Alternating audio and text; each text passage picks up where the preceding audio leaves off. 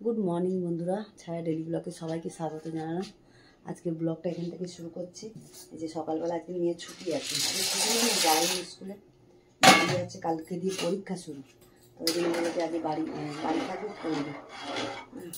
আজকে টিফিন বানাবো বলে চলে এসেছি রান্নাঘরে। এখানে বসেছি পাস্তা সেদ্ধ করতে বসিয়েছি, যে পাস্তা সেদ্ধ করছি। পাস্তা বানিয়ে দেবো টিফিনে। আলু কেটে নিয়েছি, আলু, পেঁয়াজ, একটু রসুন নিয়েছি, দুটো ডিম নিয়েছি। হ্যাঁ, চলো টিফিনটা বানাই আর বানিয়ে ওকে খেতে দিদি। সকালবেলা হলেই তো খিদে, পড়তে বসলেই আগে খেতে দাও, তারপরে পড়া। তাই জন্য টিফিন বানাতে চলে এসেছি। চলো এই যে পাস্তাটা সেদ্ধ করে নিই, তারপরে আবার চলো বন্ধুরা, দেখো পাস্তাটা সেদ্ধ হয়ে গেছে। এবার জলটা ঝাড়িয়ে নিয়ে ঝুড়িতে ঢেলে দিই। চলো বন্ধুরা, এটা তো পাস্তাটা সেদ্ধ করে জল ঝাড়াতে দিয়ে দিলাম। আর এদিকে ডিমটা ভেজে নিচ্ছি। ডিমের মধ্যে একটু নুন দিয়ে দিই, অল্প করে একটু নুন দিয়ে দিচ্ছি, দিয়ে ভালো করে নাড়িয়ে নেবো এটা।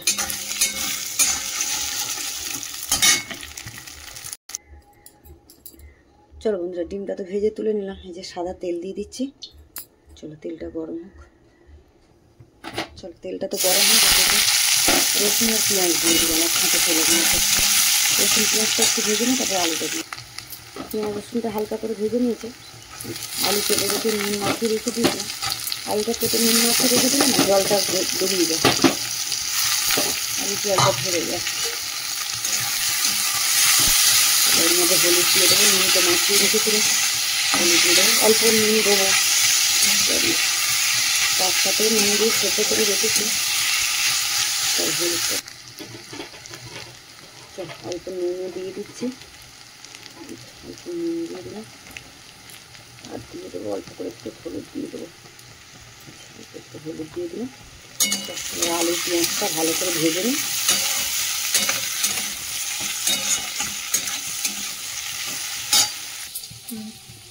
চলো বন্ধুরা, দেখো আলু পেঁয়াজ ভালো করে তো ভেজে নিয়েছি একদম লাল করে। এর মধ্যে সেদ্ধ করে রেখে দিয়েছিলাম পাস্তা, এটাও দিয়ে দিলাম।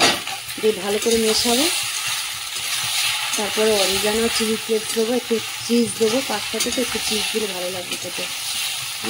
ভালো করে এটা মিশিয়ে নিই। চলো বন্ধুরা, এই দেখো অরিগানো আর কী বলে চিজ আর চিলি ফ্লেক্স করে একসাথে করে আমি নাড়িয়ে আর কড়ার মধ্যে দিয়ে দিলাম। এই যে, আর ডিমটাও তো দিয়ে দিয়েছি। দিয়ে এবারে ভালো করে মিশিয়ে নেবো সব কিছু। চল এবার সব কিছু আমি কড়াতে যে মিশিয়ে নেবো ভালো করে। চিজ আর অরিগানোটা এমনিই ছড়িয়ে দিচ্ছিলাম, নিয়ে বলে দাঁড়াও আমি ফ্রাই প্যানের মধ্যে করে একটুখানি নাড়িয়ে দিই, তারপরে দেবো। কারণ তাইতে বলে যে দিয়ে আর সব কিছু মিশিয়ে নিই। চলো বন্ধুরা, দেখো পাস্তা তো একদম রেডি। দেখো কত সুন্দর হয়েছে, পাস্তার কালারটা দেখো খুব সুন্দর এসছে।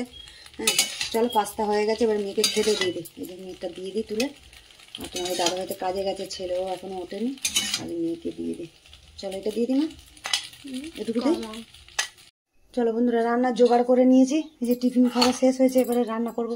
তোমাদের দাদাভাই পিউমিটুলি নিয়ে এসছে, তা বলে পিউমিটুলি দিয়ে শুকো মাছ দিয়ে খাবে। ওই জন্য মূলো, বেগুন, আলু, একটু কুমড়ো সব কেটে নিয়েছি।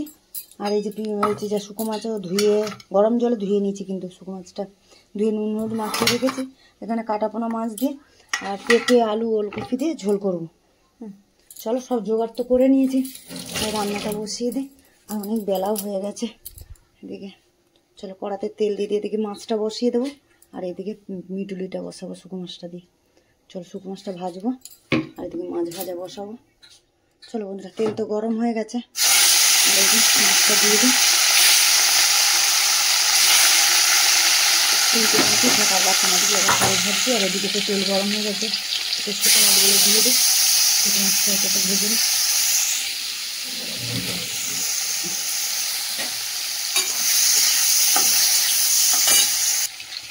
চলো বন্ধু, শুকনো মাছটা তো ভেজে তুলে নিয়েছি। এই যে তেল দিয়ে দিয়েছি, তেলের মধ্যে কাঁচা লঙ্কা, পেঁয়াজ দিয়ে দিলাম।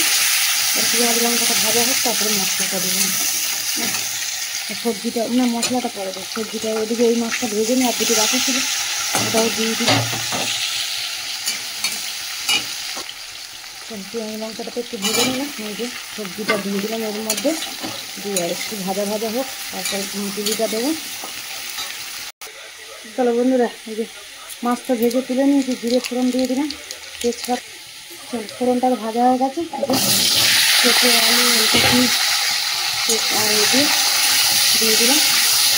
সবজিটা এদিকে ভাজা হোক ততক্ষণ। এদিকে এই সবজিটা ভাজা হয়ে গেছে, আর এইদিকে মিটুলিটা দিয়ে দিচ্ছি। মিটুলিটা দিয়ে মিটুলি দিয়ে সবজির সাথে আর একটু কষাবো, তারপরে মশলা দেবো একটু। এবার ভরে গেছে। ছোটো কড়াটায় বসিয়েছি, বড়ো কড়াটা মাছের ঝোল বসিয়েছি, ওই জন্য ছোটো কড়াটাই বসালাম। তাহলে বন্ধুরা এই দেখো আলু ওলকপি সব ভেজে নিয়েছি কেটে কেটে। আর এই যে মশলা সব আমি রেডি করে রেখে দিয়েছি। একটু আদা ভেজে নিয়েছি, টমেটো একটা ভেজে দিয়েছি, কটা কাঁচা লঙ্কা দিয়েছি, আর জিরের গুঁড়ো ধনের গুঁড়ো নুন হলে। একটু পেঁয়াজটা দিইনি, কেন মাছের কাতলা মাছের ঝোল করবো যেহেতু পেঁয়াজটা দিইনি। চলো মশলাটা কষানো হবে। এদিকে সবজিটা হয়ে গেছে, মজে গেছে। এখানে মশলা দিয়ে দিচ্ছি আমি। এখানে আদা রসুন বাটা দিচ্ছি, আর নুন হলুদ, টমেটো দিয়েছি, একটু লঙ্কার গুঁড়ো, ঝাল ঝাল যেহেতু হবে লঙ্কার গুঁড়ো দিয়েছি। আর এতে দিয়েছি আমি দিইনি, কী বলে জিরের গুঁড়োটা দিইনি, ধনের গুঁড়োটা দিয়েছি। চল মশলাগুলো কষিয়ে নিই, এদিকে মশলা কষানো হচ্ছে। মশলা তো ভালো করে কষিয়ে নিয়েছি, আর এই যে তেলে ছেড়ে গেছে মশলাতেই জল দিয়ে দিচ্ছি। একটু জলটা বেশি করে দেবো, আর একটু ঝোল থাকবে, সবজিটাও সেদ্ধ হবে। চল একটু জল থাক, এবার সবজিটা সেদ্ধ হোক।